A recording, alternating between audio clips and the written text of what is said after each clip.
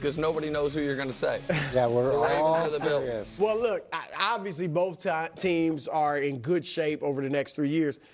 I think the window, like if I pick the team, they both need to win it ASAP. Yeah. But I think more so for the Ravens because of Derrick Henry. Like he's 31, he'll be in his 10th year next year. He was awesome this year, obviously. But how many more of those years does he have? It doesn't even have next year in him. I think he does, but that's not a guarantee, and certainly not after that. And a part of me, initially when I looked at this, I said, you know what? Lamar's smaller. They're both 28. Both quarterbacks 28 will be in their 8th year. Lamar's smaller. He runs. And at his size, is he going to last as long as a running quarterback? And he's had more injuries than Josh. Yeah, as Josh. But then I thought about, well, Cam Newton was even a little bit bigger than Josh as far as weight. And his career, he took too many hits.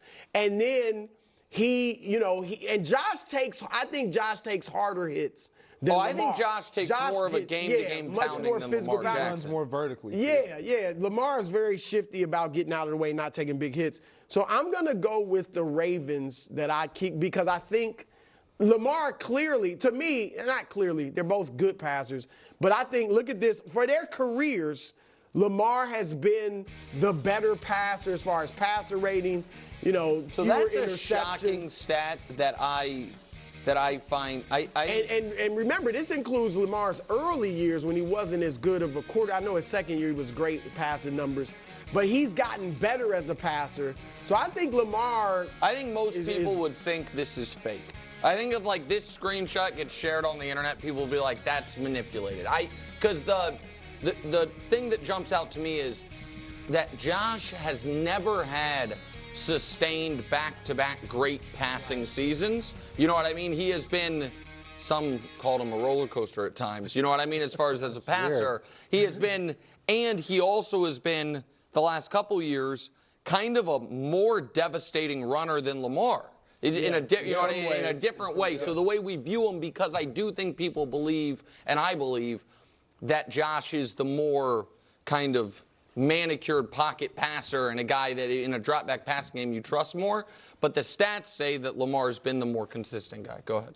I know you guys probably think that I'm going to go with Buffalo. Yeah. Absolutely. Because I assume you're going to be right. I always assume you're going to be right. But as the only member of the first ever Ravens team in the history of the NFL, when we transitioned from the Cleveland Browns to the Baltimore Ravens, I'm going to go with Baltimore. All right, Coach. But I'd rather live in Baltimore than Buffalo. If I had to choose, no disrespect to Buffalo, but if I was making that choice. Sure. And then when you look at the teams overall, so Lamar's only had one losing season since he's been there, and that was the year that he got dinged up at the end of the year. I think it would have probably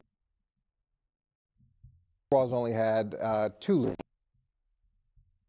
gotten over the hump from a salary cap perspective, but they're $12 million over the cap right now versus Baltimore, who's $9 million under the cap. So their ability to improve the team, Baltimore, at least in the short term, has a better ability to do that.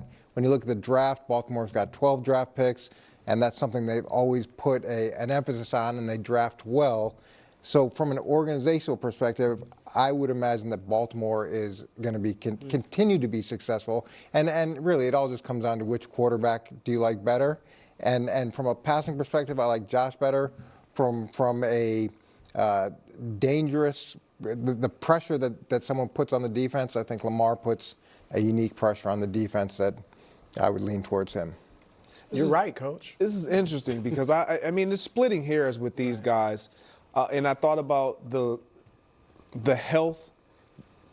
Josh Allen doesn't miss games. No. And so he's even if he has to kind of fake play one to keep his streak alive, but he never misses games. Yeah.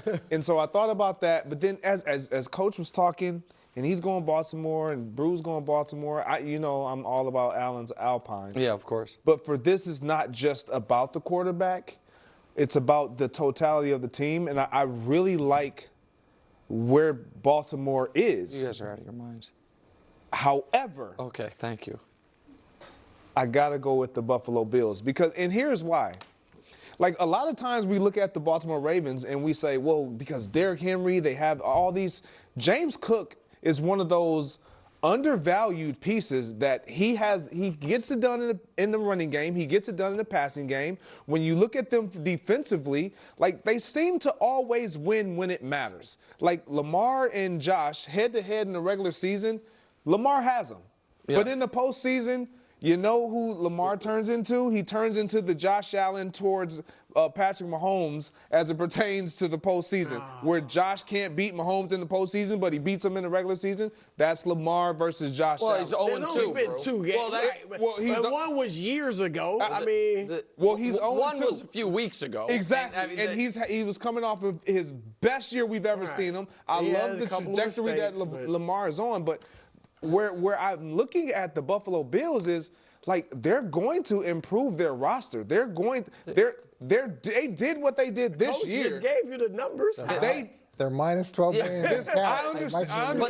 I'm saying from a skills perspective of maturation, receivers, they're going to get better. They also have the best offensive line in the conference. And the one thing that I'm shocked no one has mentioned is this. The conference? The division. Yeah. I mean, the Bills are, if I look across the league, the Bills are the only team in the league that I feel almost 100% certain, including the Chiefs, that over the next 3 years, they're going to be hosting a playoff game every year. Yeah. Because that's not a knock on the Chiefs, but it's there's real competition. There's other legitimate teams in that division. There's obviously at least one, if not 2 other very legitimate teams in the AFC North.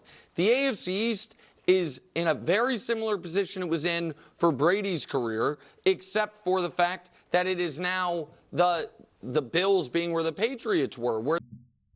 Yeah, it's funny that he says Brady's career. How about Patrick Mahomes' career up until this very past year? You know, where the Raiders, Broncos, and Chargers were just disastrously run. Yeah, listen, the answer is the Buffalo Bills because Josh Allen is just a better quarterback. It's that simple. And we can look at these numbers all we want and talk about, Josh Allen, Lamar Jackson has a higher completion percentage or this, that. The way how they use Lamar Jackson's passing game is so much more, I don't know if strategic is the right word. And I really also, I preserve the word intentional I use the word intentional very intentionally, intentional, but I'm at a loss for the best way to phrase it, but, they let Josh Allen just kind of let it rip. It's very much just like, hey man, like just be quarterback, throw the ball all over the field, get after it. And so you're going to have more incompletions. You're going to have a lower passer rate. Like it's just less. And not to mention, he makes harder throws.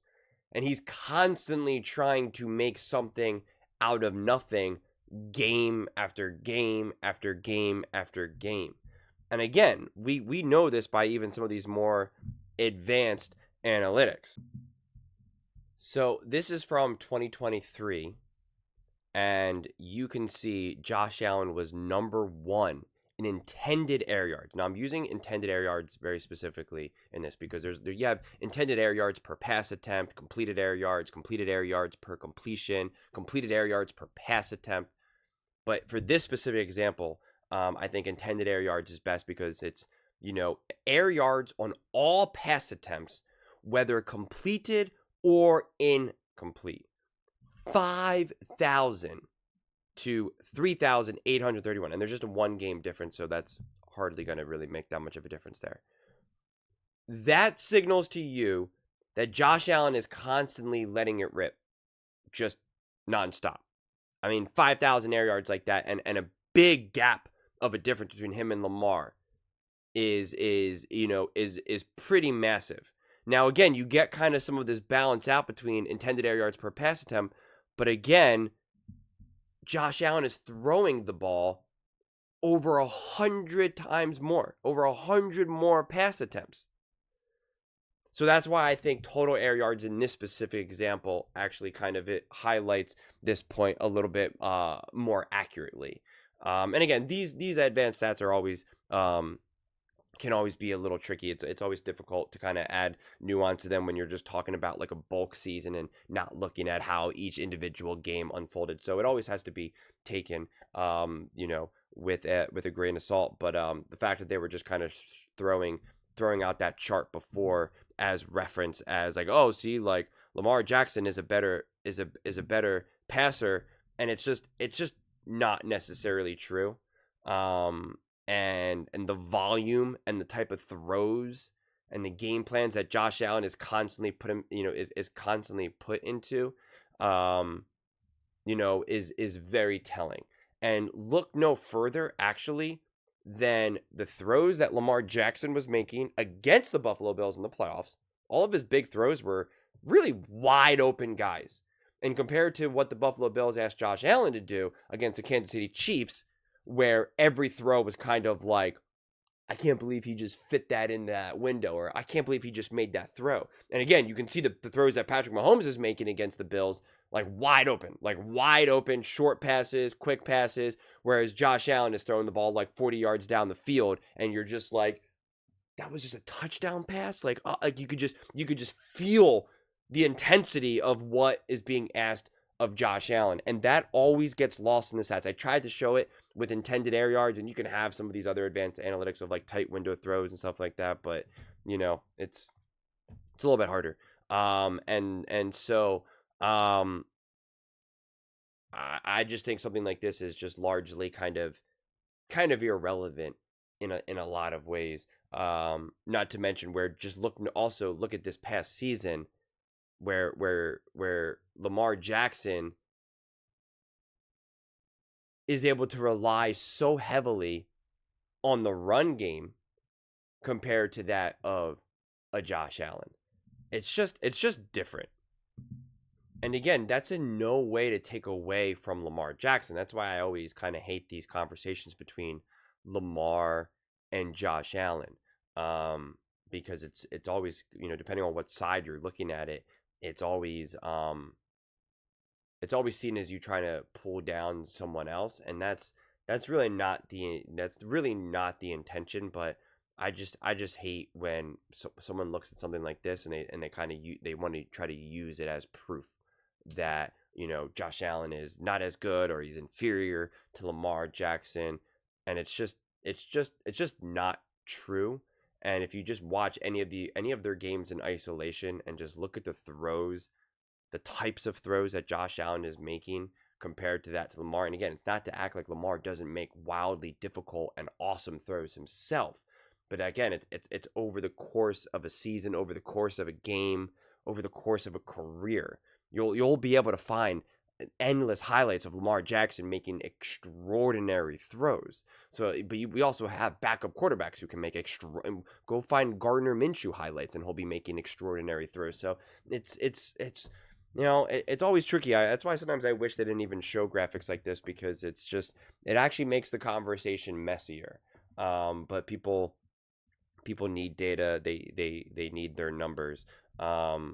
And, I always try my best to kind of combat it in this point, but even I'm kind of limited in this regard. And, it's just becomes a trickier situation. But I really think at the end of the day, we don't have to look at it from a cap space or Derrick Henry or coaching or this or that. It's like better option, Buffalo, Baltimore. It's like just go with the better quarterback. Because in a lot of ways, these teams are nearly identical to me. They all come up short. They both come up short in the moments that matter most. And I don't blame the quarterback.